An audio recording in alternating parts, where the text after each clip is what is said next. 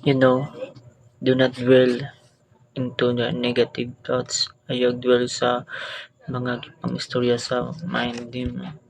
The lies of the enemy. You are valuable.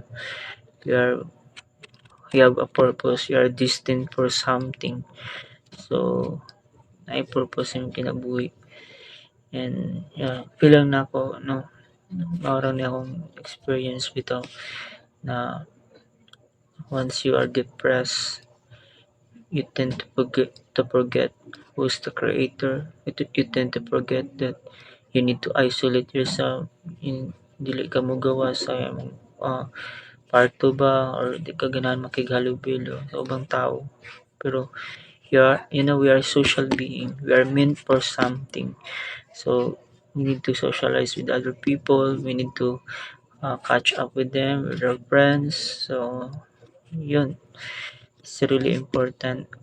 And I have few friends, a circle of friends. So just choose friends that you want to catch up, is to speak about your problem, even to ask for prayer for them if they are Christians. And yeah, it's really important in the journey sa atong life to catch up with them. And I think that's it. Thank you. God bless everyone.